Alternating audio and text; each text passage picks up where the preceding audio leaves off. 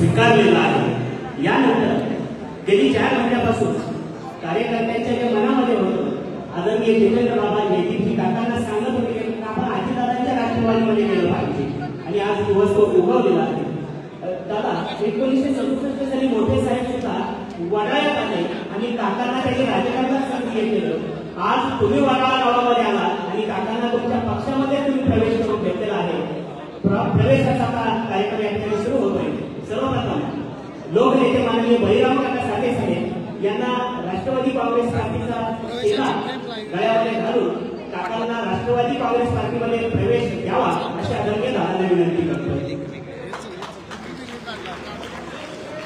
पुष्पगुच्छ आणि राष्ट्रवादी काँग्रेस पार्टीचं चिन्ह असलेला शिला या ठिकाणी आदरणीय काकांना देऊन अधिकृतरित्या या ठिकाणी आज काकांचा राष्ट्रवादी काँग्रेसमध्ये प्रवेश होतो। यानंतर या गावचे सरपंच माननीय जितेंद्रजी साठे साहेब यांचा या ठिकाणी प्रवेश होतोय। दादांना विनंती आहे त्यांचाही आपण प्रवेश करून घ्यावा। माननीय जयदीपजी साठे यांचाही या ठिकाणी प्रवेश होतोय, त्यांचाही प्रवेश करून घ्यावा। या गावचे उपसरपंच माननीय अनिलजी माळी यांचाही या ठिकाणी प्रवेश होतोय। माननीय प्रल्हादजी काशी यांचा या ठिकाणी प्रवेश होतोय। दादांना विनंती आहे माननीय अनिलजी माळी, माननीय प्रल्हादजी काशी, माननीय शरद माने, उत्तर सभापतीचे माजी उपसभापती माननीय जितेंद्र सिलवंत,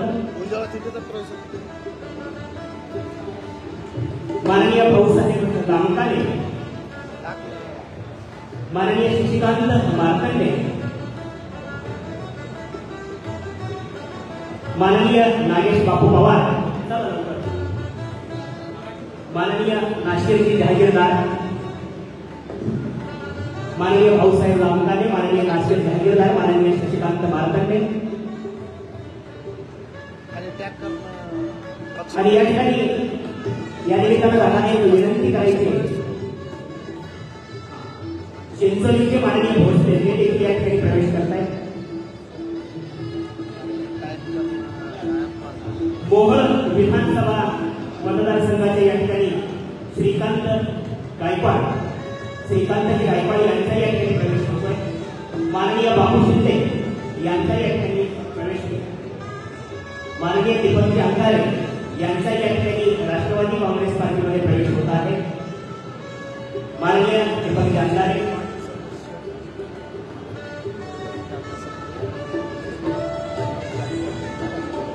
माननीय प्रकाशजी तोरेकर यांचा या ठिकाणी प्रवेश होतोय। माननीय प्रकाशजी तोरेकर या ठिकाणी दादा तुमच्याशी जे पंगा घेत आहेत त्यांना धडा शिकवण्याचं काम ज्या रणरागिणीने केलं त्या उज्ज्वलाताई फिटे यांचा राष्ट्रवादी काँग्रेस पार्टीमध्ये आपण जे दादांशी पंगा घेत आहेत ते दादांना चॅलेंज करतायत, त्यांना धडा शिकवण्याचं काम या रणरागिणीने केलं आणि आज दादांचं नेतृत्व माननीय उज्ज्वलाताईंनी स्वीकार केला आहे। त्यांनी अधिकृतरित्या दादांच्या राष्ट्रवादी काँग्रेस पार्टीमध्ये प्रवेश केलेला आहे।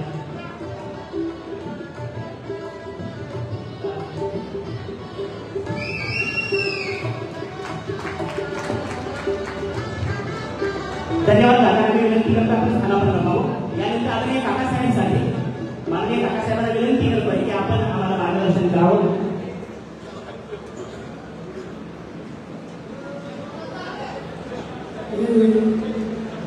पहिल्यांदा राष्ट्रवादी काँग्रेस पक्षाचे सर्वेसर्वा आदरणीय अजितदादा यांचं मनापासून स्वागत करतो आणि माझे 2 शब्द या ठिकाणी सांगतो, कारण मी पहिल्यांदा सरपंच म्हणून जवळजवळ 25 वर्ष काम केलं। त्याबरोबर त्या काळामध्ये काँग्रेस पक्षाच्या माध्यमातून पक्षाचं पण काम केलं. पुढे पवार साहेबांनी राष्ट्रवादी काँग्रेस पक्षाची स्थापना केली. त्यावेळेपासून मागच्या 4 महिन्यापर्यंत पवार साहेबांबरोबर मी राष्ट्रवादी काँग्रेस पक्षाच्या माध्यमातून काम केलं. पक्ष वाढवण्यासाठी अहोरात्र रात्रंदिवस कुठलाही विचार न करता मी अतिशय संयमानं पक्ष कसा वाढेल या दृष्टिकोनातून काम करत असताना मागच्या 4 महिन्यामध्ये पवार साहेबांनी यापूर्वी 7 वर्षापूर्वी मला अध्यक्षपदाचं पत्र दिलं. मी त्यावेळेस साहेबांना नको म्हणालो, कारण मी पण असलं काय नसलं काय मी आतापर्यंत काम करतोय. पण साहेब म्हणले आता कुणी राहिलेलं नाही आपल्याजवळ, आता तुम्हाला ही जबाबदारी स्वीकारावी लागेल. आणि मी ती जबाबदारी साहेबांच्या आग्रहाखातर स्वीकारली आणि 7 वर्ष पक्ष बांधणीचं काम अतिशय चांगल्या पद्धतीने केलं. परंतु काय लोकांना या सगळ्या घडामोडीमध्ये ज्यावेळेस खासदारकीच्या निवडणूक आली त्यावेळी मोहिते पाटलाला तिकीट देण्याचा आग्रह आम्ही केला. धैर्यशील मोहिते पाटील आणि त्याला तिकीट दिलं आणि ते निवडून आले. निवडून आल्याच्या दिवसापासून त्यांनी पक्षामध्ये आपलं अस्तित्व निर्माण करण्याच्या दृष्टिकोनातून काम करायला सुरुवात केली. पुन्हा विधानसभेच्या निवडणुका आल्या त्यावेळी जे लोकांची आग झाले आमदारकीसाठी ते त्यांनी स्वतःकडे घेतले. ज्यावेळेस तिकीटं झाली जाहीर त्यावेळी टीव्ही फॉर्म त्यांनी अकलूजला घेऊन गेले. त्यांनी कुठलीही संधी सोडली नाही. मी जबाबदारी अध्यक्ष म्हणून राहिलो. काही का असेल आपण साहेबांना बघून शांत बसलो. परंतु पुढे त्यांनी साहेबांना न विचारता पक्षाचे अध्यक्ष असतील किंवा इतर असतील त्यांना घेऊन त्यांनी मला बदलण्याचं काम केलं.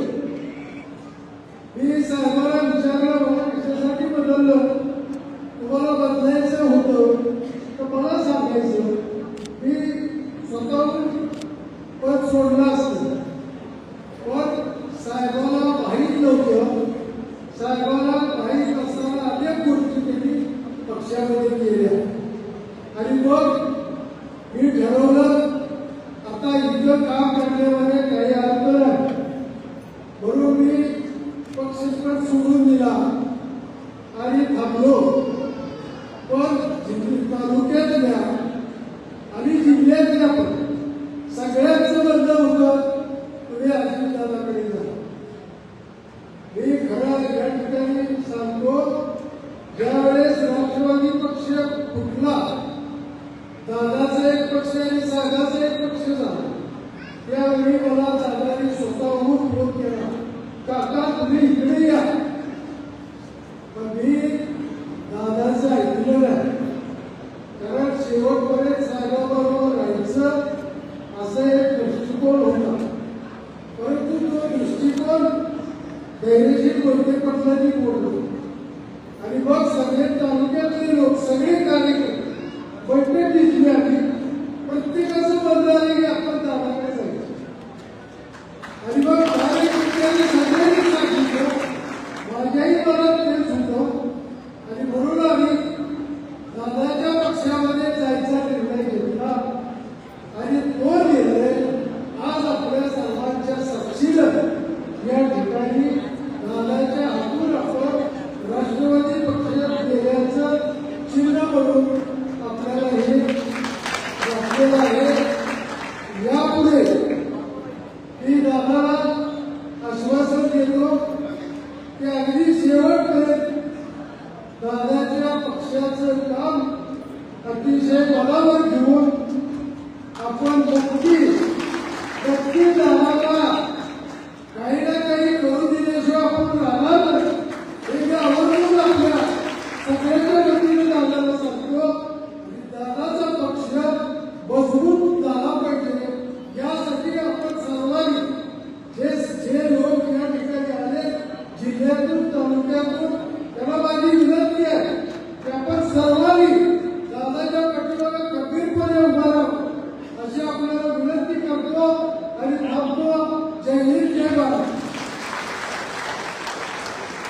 धन्यवाद काका. यानंतर माननीय आमदार राजाभाऊ खरे साहेबांना विनंती करतो की आपण आपलं मनोगत व्यक्त करावं.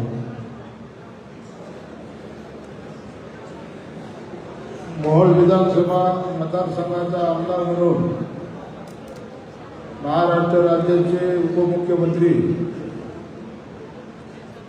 व आमचे आधारस्तंभ माननीय अजितदादा पवार साहेबांचं आगमन त्या मोहोळ मतदारसंघातल्या वडाळा या गावी झालं. त्याबद्दल मी दादांचं मनापासून आभार मानतो. दादांना पुढे जायचं असल्यामुळं अधिक न बोलता की दादांना एक विनंती केली होती की दादा पूरग्रस्त भागामध्ये आमच्या मोहोळ तालुक्यातले 5 मंडळाला घेतलेलं आहे आणि 4 मंडळं राहिलेले आहेत. दादाने त्याच दिवशी मुंबईमध्ये भेट घेतल्यानंतर कॅबिनेटमध्ये मीटिंगमध्ये आपली मोहोळ तालुक्यातली 4च्या 4 मंडळं ताबडतोब आपत्ती म्हणून घोषित केली आणि 2 दिवसापूर्वी जवळजवळ त्या पूर्ण 60 गावाच्या शेतकऱ्यांच्या खात्यावर मोहोळ तालुक्यातल्या पैसे देण्याचं काम केलं. त्याबद्दल मी दादांचं आभार मानतो. दादा आपण दिलेल्या शब्दाला पक्का आहे, हा महाराष्ट्र जाणतो. दादाच्या नादी भले भले लागले नाही. मग इंदापूरमध्ये हर्षवर्धन पाटील करेक्ट कार्यक्रम, पुरंदरमध्ये शिवतरे बापू करेक्ट कार्यक्रम, आणि मग दादाने एकदा ठरवलं करेक्ट कार्यक्रम, मग कोणाचाही माय येऊ द्या त्याचा कार्यक्रम करेक्ट होतो. दादानी मोहोळ तालुक्याला 4,000 कोटी रुपयाचा निधी दिला होता. आता 4,000 कोटी रुपयाचा निधी दिल्यावर सुद्धा भूक एवढी मोठी होती की दादानं सोडून आता त्यांना 10,000 कोटीचा निधी पाहिजे म्हणून भाजपामध्ये गेलेले आहेत. आणि आज उघड उघड दादा आपल्याला आव्हान दिलं जातंय.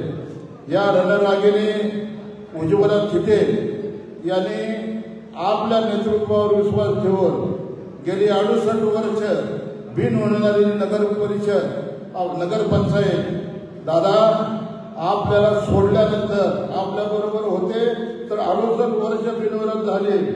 आपल्याला सोडलं, अनगरमध्ये निवडणूक लागली आणि म्हणून मी दादांना एवढी विनंती करतो, भले रडीचा डाव करून तो फॉर्म बाद केला असं पण जनतेच्या न्यायालयामध्ये निश्चितपणानं त्या महिलेला न्याय मिळेल हा आत्मविश्वास मला आमदार म्हणून आहे. पण दादा जाता जाता एक गोष्ट बोलतो, उमेश दादा 2 मिनिट दादा जाता जाता एक गोष्ट बोलतो. उमेश दादा तुमच्या बरोबर आहे, आज काका साठे तुमच्या बरोबर आहे. ही दोघंही विधानसभेला माझ्या बरोबर होती म्हणून मी आमदार झालो. आता या तालुक्याला दत्तक घेण्याचं काम तुम्हाला करावं लागेल.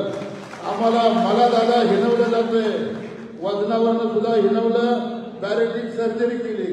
दादा आता 26 किलो वजन कमी केलं. आता असं हिनवलं जातंय की 4,000 कोटी आम्ही निधी आणला. 1 वर्ष झालं ह्या आमदारानं काय आणलंय? आमदार म्हणून 5 कोटीच्या पलीकडे दादा माझ्याकडे पैसे नाहीत. दोन्ही माणसं आज तुमच्या बरोबर आहे. आगे आगे देखो क्या क्या होता है या मोहोळ तालुक्यामध्ये आपल्याला कळेल. परंतु या तालुक्याच्या सर्वांगीण विकासासाठी दादा आमच्याकडे लक्ष द्या, आम्हाला निधी द्या अशी हात जोडून कळकळीची विनंती करतो आणि मी आपली रजा देतो. जय हिंद, जय हिंद, जय महाराष्ट्र.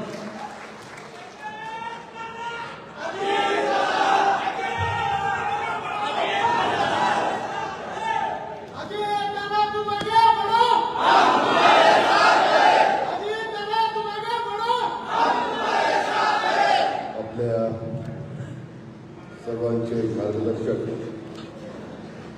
आणि सोलापूर जिल्ह्याचे आपल्या परिसराचे ज्येष्ठ नेते काकासाहेब साठे, आपल्या तालुक्याचे विद्यमान आमदार राजू खरे, आपले जिल्हाध्यक्ष उमेश पाटील, जितेंद्र साठे, उज्ज्वलाताई थिटे,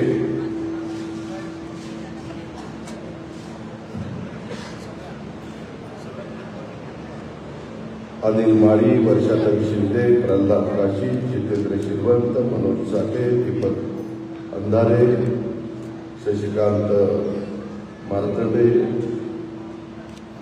तानाजी पवार, शरद माने, प्रशांत काशी, नागेश पवार, सुवर्णा काळे, श्रीकांत गायकवाड, अप्पा कोरे, बापू शिंदे, पांडुरंग ताळ, भारत बेद्रे, ज्ञानेश्वर बगरे, बसवराज पाटील, विक्रम सावळे, माझ्या या सर्व परिसरातील जमलेले प्रतिष्ठित ग्रामस्थ, नागरिक, लाडक्या बहिणी, विविध संस्थांच्यावर काम करत असणारे सर्व सन्माननीय आजी माजी पदाधिकारी, पत्रकार मित्र, बंधू भगिनींनो आणि माझ्या तरुण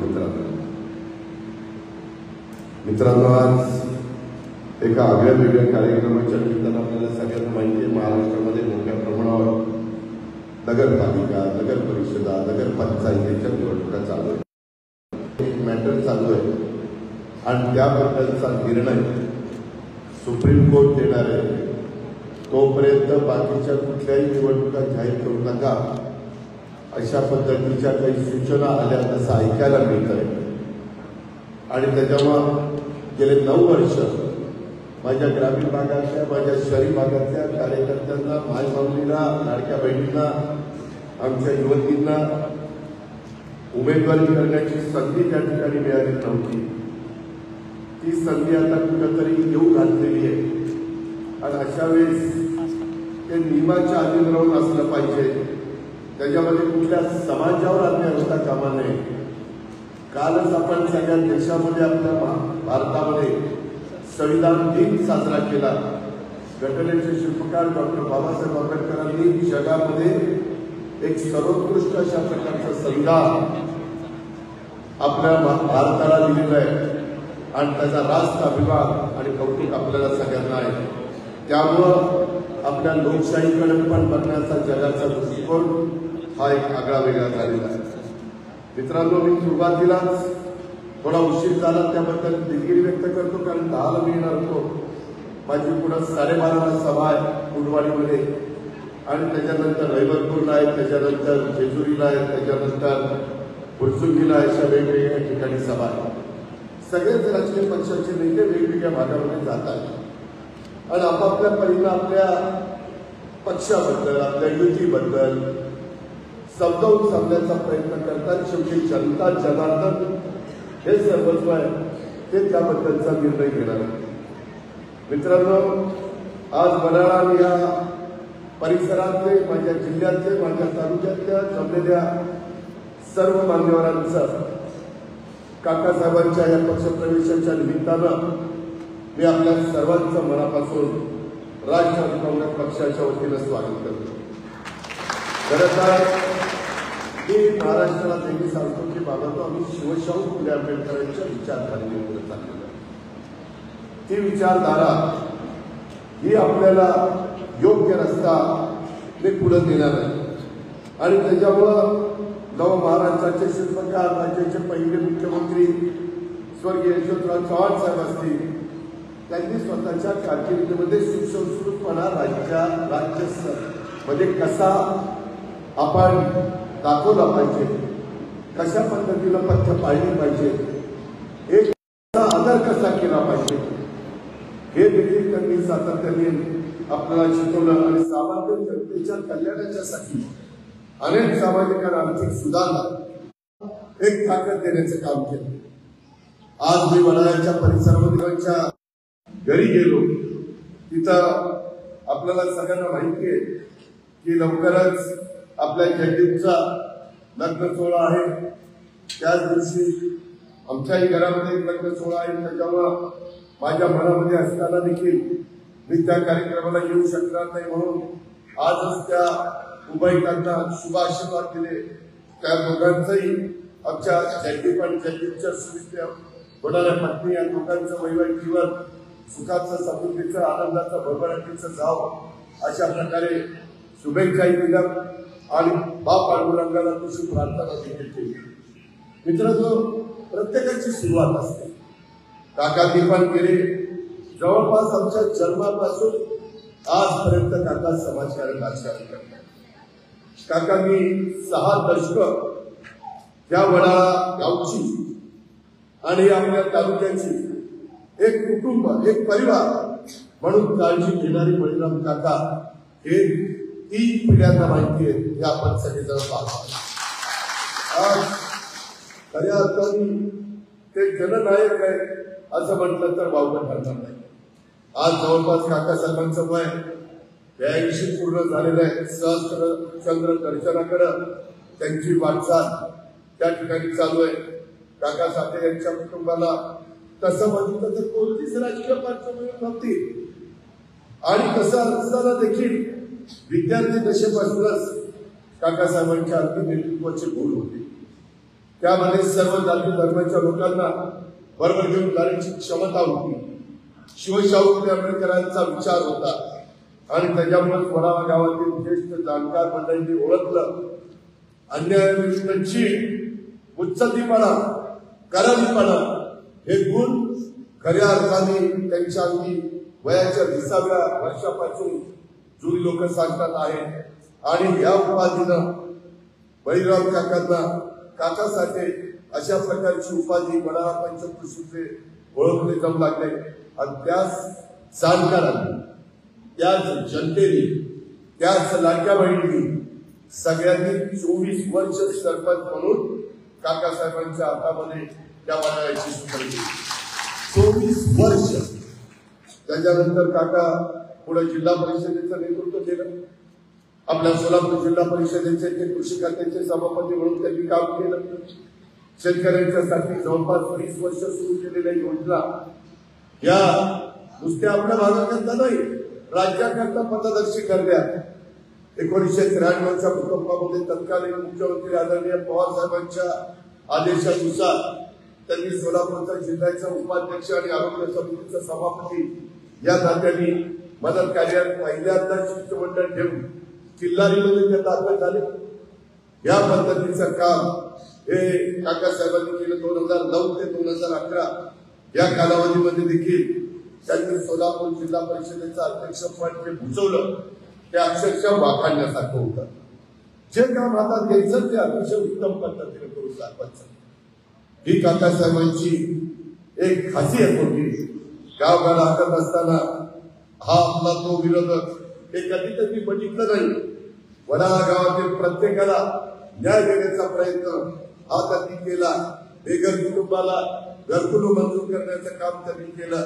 अनुदानाचा पहिला धनादेश देऊन सांगायचे ही काकांची कामाची पद्धत. गावातले तंटे असतील गावातले वेगवेगळ्या अडचणी असतील ते मिटवण्याचं काम हे काकासाहेबांनी केलं. मला वाटतं महाराष्ट्र राज्याने स्वर्गीय आर पाटलांनी महात्मा गांधी तंटामुक्त गाव अभियान सुरू केलं. मात्र काकासाहेबांची ही तंटामुक्तीची परंपरा न्याय देण्याची परंपरा जवळपास 60 वर्ष चाललेली आहे. हे काही सोपं काम नाही परंतु ते काकासाहेबांनी त्या ठिकाणी करून दाखवलं. अशा कितीतरी गोष्टी सांगते ज्यांच्यावर दृष्टी ठेवली मनापासून ठेवली. आज एक बाहेर काकासाहेबांना कधी जमलं नाही. मी देखील मधल्या काळामध्ये विकासाचा दृष्टिकोन आपले प्रश्न सुटावे. आता राजू खरे देखील आमदार काय म्हणाले की मी निवडून आलो 1 वर्ष झालं पण 5 कोटीच्या आमदार निधीपेक्षा जास्तीचा तुका निधी मला मिळत नाही. काही अडचणी आहेत त्यांना. शेवटी विकास करायचं म्हटलं तर सगळी सोंग करता येतात पैशाचं सोंग बाजू नाही करता येत. आणि खंत आमच्या राजू खरेंनी बोलून दाखवली. मधल्या काळामध्ये आपल्याकडे अतिवृष्टी झाली.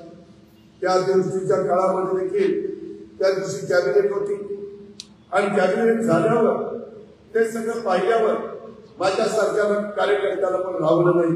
मी ताबडतोब गाडीमध्ये बसलो आणि आपल्या इकडच्या भागामध्ये निघालो.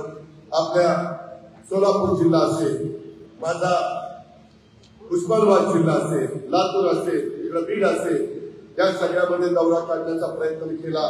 राजू खरे माझ्या बरोबर होते, अभिजित पाटील होते, नारायण पाटील होते, त्यांच्या मतदारसंघात उमेश बरोबर होता. आणि काय लोकांचे प्रश्न आहेत, काय लोकांच्या अडचणी आहेत त्याच्यातच आमच्या राजू खरेंनी सांगितलं की दादा हे सगळं मदत होत असताना तुम्ही 33,000 कोटीचं पॅकेज दिलं राज्य सरकारने. परत दिवाळीमध्ये पाऊस पडला. वडाळकरांनो, तुम्हाला आठवत आहे मे महिन्यात कधी पाऊस पडलेला आपण बघितलं? तुमचा माझा सोलापूर जिल्हा रब्बीचा जिल्हा, दुष्काळी जिल्हा. दुष्टीमुळे आपलं चित्र बदललं. वेगवेगळ्या उपसा सिंचन योजना केल्या म्हणून आपलं चित्र बदललं. आणि सर्वात जास्त कारखाने, साखर कारखाने हे माझ्या सोलापूर जिल्ह्यामध्ये झाले. इथल्या शेतकऱ्याच्या, बळीराजाच्या, कष्टकऱ्याच्या अंगामध्ये निश्चितपणे मेहनत घेण्याची तयारी आहे, कष्ट करण्याची तयारी आहे. फक्त त्याच्या शिवाराला पाणी मिळालं पाहिजे. आणि त्याच्यातनं सोलापूर जिल्हा मोठ्या प्रमाणात झालेलं चित्र आपण पाहतो.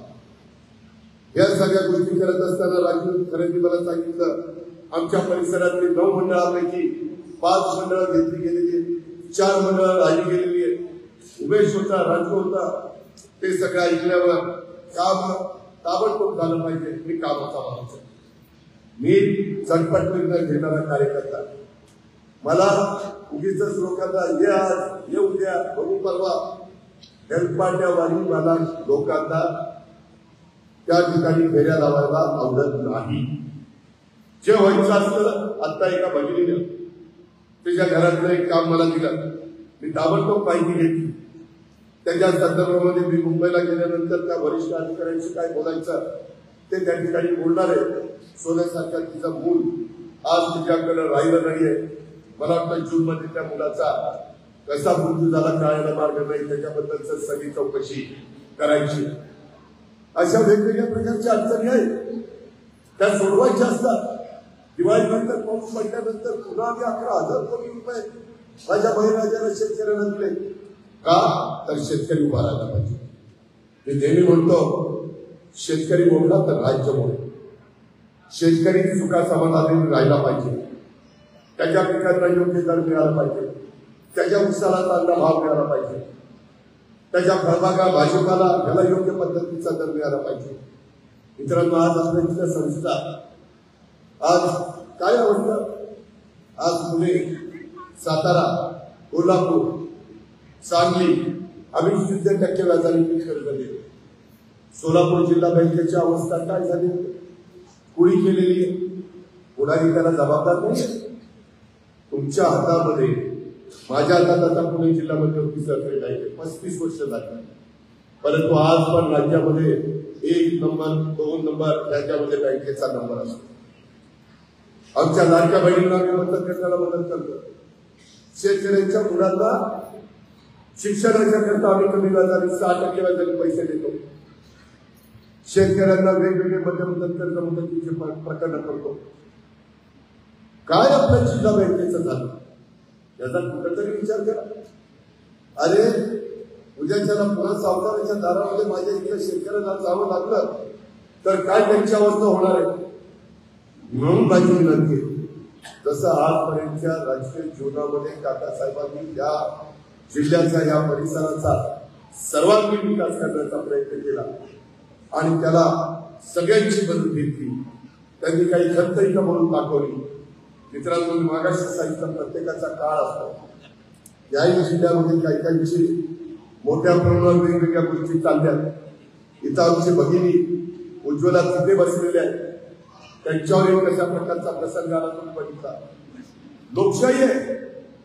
उद्याच्या अजित पवार बारावतीत उभा असेल आणि तुमच्यापैकी कुणाला तिथं उभं राहायचं असेल, उभं राहता येतं.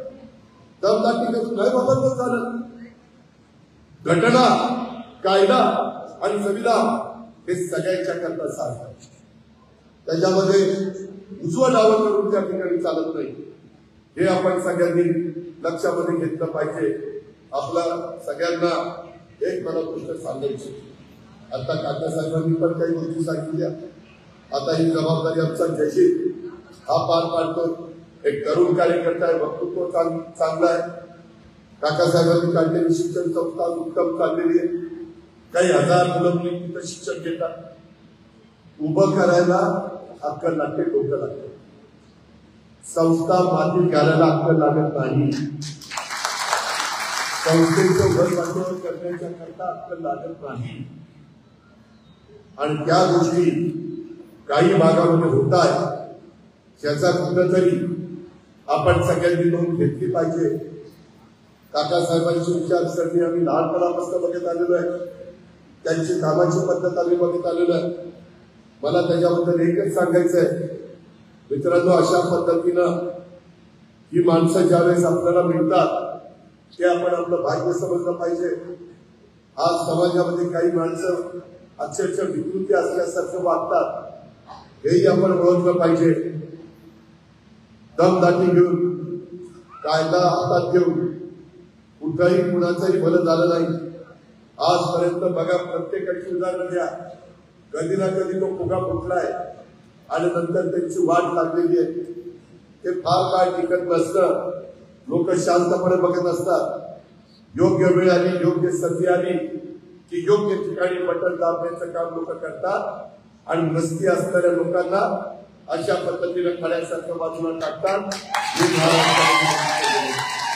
म्हणून माझी आपल्याला सगळ्यांना विनंती का, सध्या ग्लोबल वॉर्मिंगचं संकट आहे अतिशय मोठ्या प्रमाणात.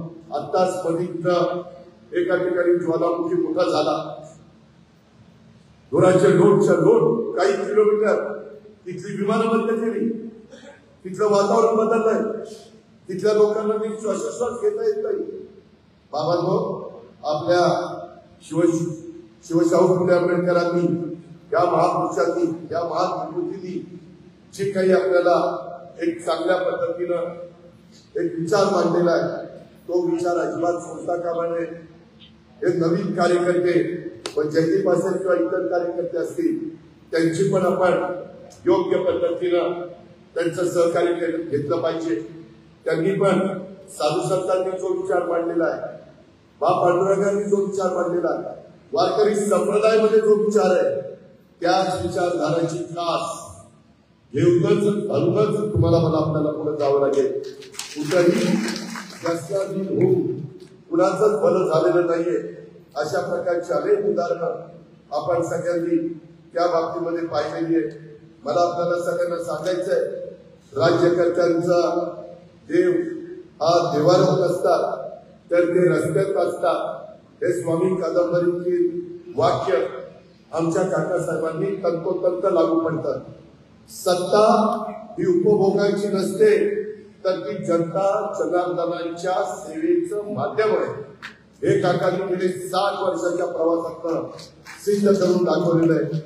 गावाला विद्यार्थ्यांना अध्यात्माची गोडी लागावी यासाठी रामकथा, भागवत कथा, नामसंकीर्तन, सप्ताह उपक्रमांचे त्यांनी आयोजन केलेलं आहे. त्यांनी शिक्षण, भौतिक विकास, अध्यात्म, आरोग्य आणि न्यायदान या लोकशाहीतील पंचसूत्रीचा वसा गेले 60 वर्ष काकासाहेबांनी जपत या ठिकाणी कारभाराचा समतोल राखलेला आहे. त्यांच्या सत्तेची मागणी कधीच त्यांनी करपू दिलेली नाहीये. म्हणूनच 60 वर्षापासून तुम्ही सगळ्यांनी एक हाती सत्ता असलेले काकासाहेब खऱ्या अर्थाने या सोलापूर जिल्ह्याचे या आपल्या परिसराचे जननायक आहे असं म्हटलं तर अजिबात चुकी करणार नाही. ही गोष्ट देखील आपण सगळ्यांनी लक्षात ठेवली पाहिजे. आमच्या जयदीपला पण तुम्ही सगळ्यांनी आशीर्वाद दिले पाहिजे. जयदीपने पण आपल्या आजोबांचे जे काही विचार आहे, आजोबांनी ज्या पद्धतीनं काम केलं, इतरांचा पण मान सन्मान ठेवायचा, त्याच्यामध्ये जातीचा, मातीचा, नात्याचा, गोत्याचा अजिबात विचार करायचा नाही, माणुसकीचा विचार करायचा आणि त्या पद्धतीने पुढे जायचं. भेदभाव करायचा नाही. सगळी माणसं आपलीच आहे या भूमिकेतनं त्यांनी पुढे गेलं पाहिजे. अशा प्रकारची माझी आपल्याला सगळ्यांना विनंती आहे आणि जयदीपला पण तशा प्रकारची सूचना आहे. उज्ज्वलाताई, मी नेहमी राष्ट्रवादी काँग्रेस पक्षाने पहिल्यांदा समाजामध्ये मान, सन्मान, प्रतिष्ठा प्राप्त करून दिली. मला आठवत आहे 1992 साली ज्यावेळेस आम्ही 33% आरक्षणाचं बिल आणलं, मी सभागृहात होतो, पवारसाहेब मुख्यमंत्री होते, साहेब वर्षावर होते. साहेबांनी आम्हाला फोन करून सांगितलं की किती उशीर झाला तर बिल आज मंजूर करायचं. मला बाकीचं माहित नाही. मित्रांनो, आम्ही 3:30 वाजता पहाटे बिल मंजूर केलं आणि त्याच्यातून पॅड केलं तर लोक म्हणजे आता महिला कुठल्या मिळतील का, महिला कोण उभं राहणार, कुठलं उमेदवार निवडायचे, पहिल्यांदा थोडासा त्रास झाला, त्याच्यानंतर पुरुषांच्या पेक्षा महिलांना संधी दिल्यानंतर त्या संधीचं सोनं करण्याचं काम महिला करतात हे महाराष्ट्रावर सिद्ध झालं. अतिशय उत्तम जिल्हा परिषदेचे अध्यक्षपद, सभापतीपद, उपसभापतीपद, महापौरपद, पंचायत समितीचं सभापतीपद, नगराध्यक्षपद, सरपंच पद, जी पदं देतील ती माझ्या मायबाऊंनी चांगल्या पद्धतीने सांभाळली. उलट पुढे आम्ही जाऊन 50% आरक्षण केलं. महाराष्ट्र शिवशाहू फुले आंबेडकरांचं पहिलं राज्य आहे. सुरुवात पवार साहेबांनी केली, आम्ही त्याच्यामध्ये भर घालण्याचं काम केलं. मलाही मी ग्रामीण भागात करते, कांदेवाडीचा 12 वर्ष काम केलं. मलाही दिसत होतं माझ्या काही भगिनींना मदत आर्थिकची त्यांना लागते, त्यांनाही काहीतरी घ्यायचं असतं, काही कुणी लक्ष देत नाही आणि म्हणून लाडकी बहीण योजना सुरू केली. आज देशाने कौतुक केलं, महाराष्ट्राने कौतुक केलं. आज काही का होईना आमच्या महिला थोड्या का होईना एक स्वयंपूर्ण होऊन पाहताय, एक चांगल्या पद्धतीने पुढे येऊन पाहताय. हे काम आम्ही लोकांनी केलं, हे सर्वांना माहिती. लाडकी बहीण योजना असेल, माझ्या शेतकऱ्यांचे तुमच्या इथं उजनीचं पाणी बटणं दाबायचे, लाईट बिल यायचं, लोक वैतागून जायचे. 3, 5, 7.5 वाजपर्यंत वीज माफी करून टाकली. तुम्हाला माहिती आहे 25,000 कोटी रुपये दरवर्षी मला राज्य सरकारला ऊर्जा खात्याला द्यावे लागतात. माझ्या लाडक्या बहिणीच्या करता 45,000 कोटी रुपये आम्ही त्या साध्यापासून बांध्यापर्यंत लाडक्या बहिणीचा लाभार्थींना द्यायचं काम करत असतो. 70,000 कोटी या गोष्टीला जातात. बाकीच्या इतर योजना आहेत जवळपास 1 लाख कोटीच्या पुढे त्या रक्कमा जातात. मग आमचे राजू खरे बोलले की बाबा मी वजन कमी केलं, 25 किलो वजन कमी केलं. राजू खरेजी, तुम्ही तुमचं शरीराचं वजन कमी करा, पण जनमानसातलं तुमचं वजन कसं वाढवायचं ते आपण काही काळजी घेऊ. आज इथं मुंबईत आला, एक चांगला परिसर आपलाच समजला, त्याच्याकरता तुम्ही मेहनत घेता, कष्ट घेता, त्याच्यात काही वेगळा विचार करत नाही, भेदभाव करत नाही. आमचे पण सहकारी तुम्हाला मनापासून साथ देण्याचा प्रयत्न करताय. तुम्ही जी काही खंत बोलून दाखवली त्याच्यातनं कसा मार्ग काढायचा, थोडस मला काही वेळ द्या, आपण त्याच्यातनं काही ना काही मार्ग काढू. परंतु या भागातल्या लोकांना विकासाच्या बाबतीमध्ये वंचित ठेवण्याचं आपण कदापि होऊ देणार नाही. ही पण खात्री आणि ग्वाही ही आपल्या सर्व सहकारी मित्रांना या निमित्तानं देतो. मित्रांनो, प्रत्येकाने काम करत असताना एक गोष्ट समजली पाहिजे, मी पण काही ताम्रपट जन्माला आलेलं पाहिजे. मलाही माहिती आहे की जनतेचा पाठिंबा ज्यावेळेस आमच्यापासून बाजूला जाईल त्यावेळेस आम्हालाही त्या पदापासून बाजूला जायचं. परंतु जोपर्यंत आपण त्या पदावर मिळालेला पदाचा वापर हा सर्वसामान्य माणसाचे प्रश्न सोडवण्याच्या करता करायचा असतो. ही जी शिकवण स्वर्गीय यशवंतराव चव्हाण साहेबांनी दिलेली आहे, त्या विचारातनं बेंचेचं राजकारण करतच शिवशाहू फुले आंबेडकर सर्व धर्म समभाव या भूमिकेतनं आम्ही पुढे जातोय. आणि म्हणून बळीराम काकांच्या सारखे अनुभवी वडीलधारी लोक आम्हाला आशीर्वाद देण्याच्या करता, आमचं कुठं चुकत असेल तर ते चूक दाखवण्याच्या करता, ती चूक दुरुस्त करण्याची संधी देण्याच्या करता मित्रांनो मी राज्यात सगळ्यांना सांगत असतो, जो काम करतो तोच कुठेतरी चुकतो. जो कामच करत नाही तो चुकत कसा, सारा कामच करत नाही कसा चुकतो. तो कायमचा चुकतो, कामच करत नाही. आम्ही सकाळी 6 वाजल्यापासून काम करतो. कुणाला विचार, कधी आम्ही आळस मनामध्ये ठेवलेला नाही. पवार साहेबांची परंपरा होती, तीच परंपरा मी पुढे चालवतो. त्याच्यात तिथं अडचणी येऊन देत नाही, त्याच्यात आणखी कशी भर घालता येईल याबद्दलचा प्रयत्न मी करतो. AI आर्टिफिशियल कृत्रिम बुद्धिमत्ता ते नवीन तंत्रज्ञान आलेलं, त्याचा वापर तुम्हाला मला माझ्या शेतकऱ्यांच्या करता करायचा.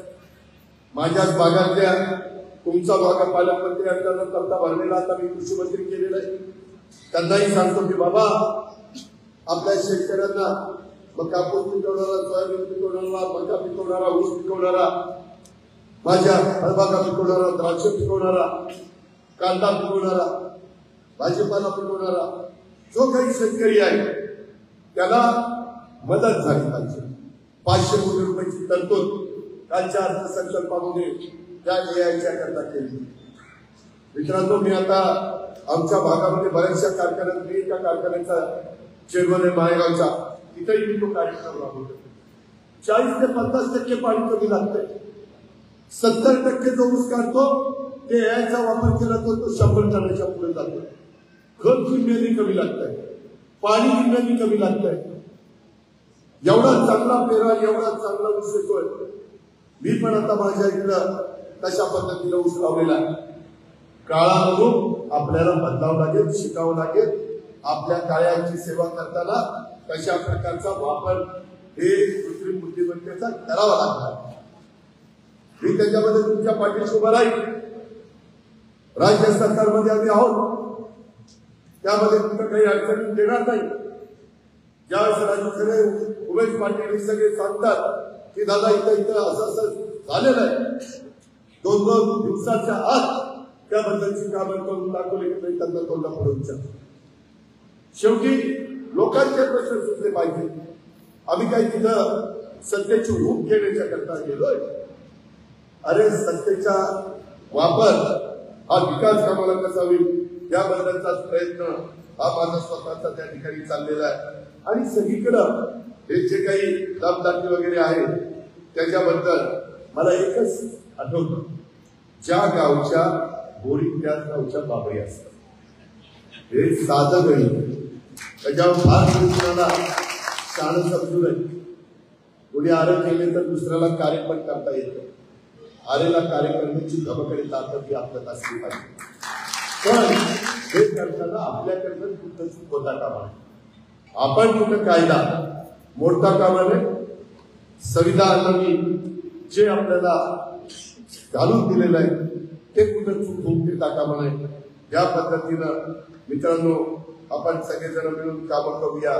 मगाशी उमेश बोलताना बरंच सांगितलं. आमच्या जयदीपनी पण त्याच्यामध्ये प्रास्ताविकामध्ये सांगितलं, काकासाहेबांनी पण सांगितलं, राजू खरे साहेबांनी पण सांगितलं. या सगळ्यांचा अनेक वयातले, आज जयदीप एकदम तरुण वयात आहे, मध्य वयातले आमचे राजू खरे आणि आमचा उमेश पाटील आहे, आणि वडीलधारी वयातले आमचे काकासाहेब आहेत. की पिढ्यांचं प्रतिनिधित्व हे इथं बसलेले करतात. आणि आपल्याला पुढची पिढी अधिक कर्तृत्वान बनवायची. या माझ्या लाडक्या बहिणी बसल्या, आमची दुसरी लाडकी बहीण इकडा तिथे इथं बसली. आम्ही सगळ्या बहिणींना सांगतो, आम्ही सगळ्या बहिणींना भावाच्या नात्यानेच आधार देण्याचं काम करू. कधी त्यांना कुठली अडचण येऊन देणार नाही. तुमचं संरक्षण, तुमची सुरक्षितता, तुमच्या इतर कुठल्याही पद्धतीनं अन्याय होऊ न देण्याची खबरदारी, कायदा सुव्यवस्था तिथं चांगली ठेवण्याची खबरदारी, या देखील गोष्टी आम्ही निश्चितपणे करून दाखवू. आम्ही बोलतो ते पहिलं करून दाखवलेलं आहे. तेव्हा इथे मी बोलतो, तुम्ही माझ्या भागामध्ये जाऊन बघा. आता वेळेला बारामती करण्याला निवडून देतात, बारामतीची लोक 8 वेळेला निवडून देतात. याच्या अर्थ काहीतरी मी काम केलं असं म्हणूनच निवडून देतात ना, आणि ते पण लाखाच्या फरकाने निवडून देतात. त्या प्रकारे सोलापूर जिल्हा आज एक महत्वाचा जिल्हा म्हणून महाराष्ट्रामध्ये ओळखला जातो. तुमच्या विमानतळाचं पण काम आम्ही आता हातामध्ये घेतलेलं आहे. वेगवेगळे नॅशनल हायवे असतील, वेगवेगळे राज्यमार्ग असतील, वेगवेगळे पालखी मार्ग असतील, वेगवेगळे मध्ये घेतलेले प्रकल्प असतील, मध्ये घेतलेले प्रकल्प असतील, त्या सगळ्या प्रकल्पाला कशा पद्धतीने पाठबळ द्यायचं याकरता मी खंबीरपणे तुमच्या सगळ्यांच्या बरोबर राहील. याहीबद्दल आपण अजिबात काही काळजी करू नका. उद्या ज्यावेळी जिल्हा परिषद तालुका पंचायतीच्या निवडणुका लागणार आहेत त्यावेळी चांगल्या चांगल्या विचाराची माणसं कशी आपल्याला पुढे आणता येतील, काही त्याच्यामध्ये अनुभव घेतले पाहिजे, काही नव्या दलांच्या असले पाहिजे, त्यांनी पण अनुभवाच्या बरोबर शिकलं पाहिजे. पुढे त्यांना हे सगळं चालवायचंय. आता पण अनेक नगरपालिकेची लोक काकासाहेबांच्या घरी मला भेटायला आली होती.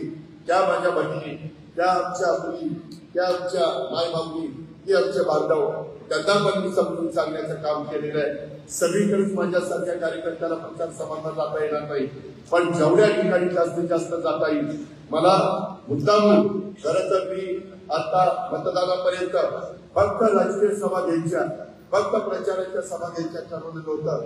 पण ज्यावेळेस काकासाहेबांनी मला होकार दिला, ठीक आहे तू सांगतो, तर मी त्या राष्ट्रवादीच्या संदर्भातली जबाबदारी या ठिकाणी स्वीकारतो. त्या पक्षाला एक चांगल्या प्रकारचं मार्गदर्शन आशीर्वाद देण्याचं काम करतो. त्यावेळेस काकासाहेबांच्या सारखी व्यक्ती ज्यावेळेस इथं आपल्या बरोबर येते त्यावेळेस आपण एक सभा दुसरीकडची कमी झाली तरी चालेल पण वळणाला गेलं पाहिजे. म्हणून मी आज आपल्या परिसरामध्ये आलेलं. आता इकडून उर्वाडीला जातोय, त्याच्यानंतर सातारा जिल्ह्यात जातोय, त्याच्यानंतर पुणे जिल्ह्यामध्ये जातोय. असे माझे दौरे आहेत. तुम्ही आजपर्यंत जसं काकासाहेबांना साथ दिली, काकासाहेबांच्या बरोबर मजबूतीने उभा राहिला, तसं माझ्यासारख्या देखील कार्यकर्त्याच्या पाठीशी आपण सगळ्यांनी मजबूतीने उभं राहून राहा. अशा प्रकारचं आव्हान मी आपल्या